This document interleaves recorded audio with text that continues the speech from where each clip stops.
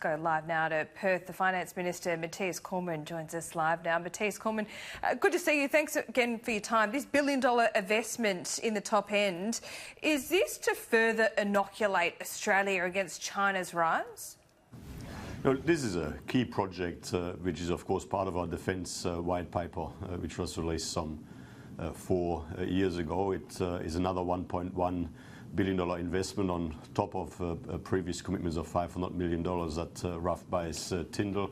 It does obviously expand our Air Force capability, consistent with our strategic priorities. It is a central component of our work as part of our alliance with the United States. It's essentially been part of our longer-term plan for some time. What's changed here? Because Trump did indicate a couple of years ago when he became president that he would be taking a more parochial approach. This is a distinctive shift for the US, isn't it? No. I mean, obviously, Australia and the US have had a long-standing, very close strategic alliance. I mean, and this is part of our long-term planning. I mean, this is not something that just sort of came out of nowhere recently. This is implementing a key project out of our fully funded 2016 defence white paper. The relationship between the US and Australia through governments of both persuasions on both sides, of course, is a very strong one. It's an extremely important one to our national security, this is just one key component of that. Labor now committed to zero net emissions by 2050. Are you surprised? Look, Anthony Albanese is just showing that he hasn't learned from Bill Shorten's mistakes at the last election. I mean, in the end, these sorts of pronouncements are completely meaningless unless you look the Australian people in the eye and tell them how many of their jobs you're sending overseas, what the emissions will be overseas after you've shifted economic activity from Australia to other parts of the world. I mean, in the end, by how much is he prepared to push power prices up? I mean, we know that Joel Fitzgibbon and Don Farrell are leading a growing rebellion inside the Labor Party against these sorts of extremist pronouncements without economic responsibility around it. Let's see how that plays out inside the Labor Party. So you think zero net emissions by 2050 is extremist? What I'm saying is making commitments, meaningless commitments, without actually properly assessing what the economic cost is, the impact on jobs, the impact on power prices, and the impact on emissions is extremist and irresponsible. I mean, we are obviously focused on meeting our 2030 emissions reduction target as agreed to in Paris. We will be identifying our longer-term emissions reduction targets in time for COP26 in Glasgow later this year, but we will do it on the basis of putting in place an agenda that is both environmentally effective and economically responsible. To pursue just a headline like this without telling people what the impact will be on jobs, on electricity prices and on emissions is irresponsible.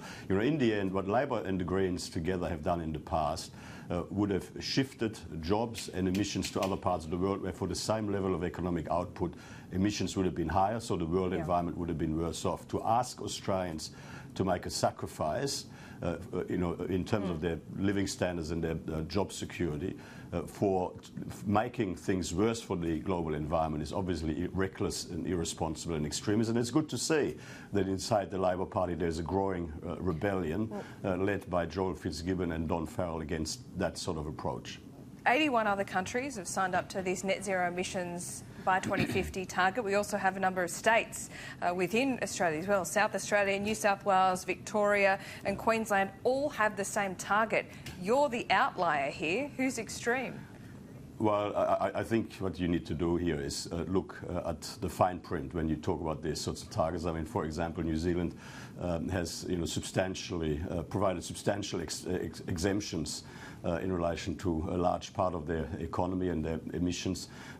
Same in Europe. I mean, you got to look at the fine print. But what the key here is I mean, Australia, we are a net exporter of energy. We can actually help the world reduce global greenhouse gas emissions by generating emissions domestically, producing electricity, which helps to displace more polluting energy sources in other parts of the world. If we make it harder for ourselves to generate more electricity or energy here in Australia, which we can export into India and Japan and China and so on, displacing what otherwise would be more polluting energy sources, we would actually harm the global environment at the same time as harming our economy. So it's very important that we have that we don't have a blanket one-size-fits-all approach to these things, but seriously consider how different countries, based on their natural attributes, are best able to contribute to the overall global objective. I mean, we've got a massive landmass with a comparatively small population and, of course, an abundance of energy sources, which we are able to export for the benefit of the world, including the environmental benefit of the world, as long as we are able to competitively, produce that energy here in Australia. Mr. Cormann, I wonder if your government read the fine print before signing up to Paris, because in that Paris Agreement there is a commitment to a longer-term strategy, a longer-term emissions reduction by 2050. Are you saying you're not going to put a 2050 target in, or are you going to try and avoid that with a technology target? I think you haven't listened to my answers in this interview. I've told you that we will be finalising our longer-term targets. So you'll have a 2050 target, but it won't be net zero emissions. If I may,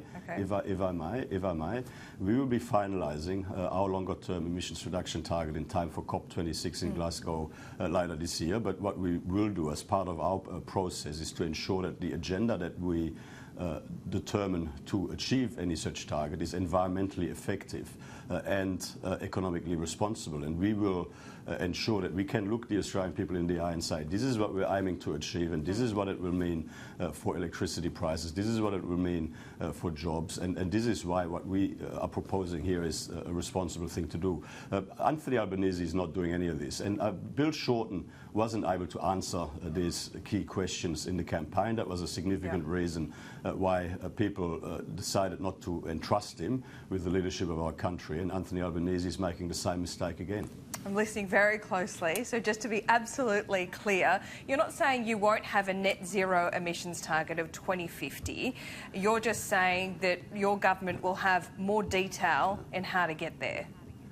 What I'm saying is that we will be determining our target, our longer-term emissions reduction target, in time for COP26 in Glasgow later this year. I'm not determining a target here on your show today, because there is a body of work to be done to ensure that we can look the Australian people in the eye and explain to them that what we're proposing to do is both environmentally effective and economically responsible, that it won't inappropriately push up the cost of electricity, shift jobs and economic activity overseas, where for the same level of economic output emissions would actually be higher and put the global environment in a worse position. That is not something we would do. We want to ensure that we actually help to reduce global greenhouse gas emissions in a way that helps strengthen our economy, create more jobs and ensure that we don't push up cost of living expenses inappropriately for the Australian people. So it is achievable, you just haven't quite figured out how. Well, I mean, you're making assertions in relation to something where there's still a body of work to be done. I mean, I will be part of the process to consider what can be done, what is responsible, what is environmentally effective and economically responsible. And as soon as those processes have come to a conclusion, then of course we will make relevant announcements at that time. Look forward to those. Mathias Cormann, thanks so much for your time live there from Perth this morning. Always good to talk to you.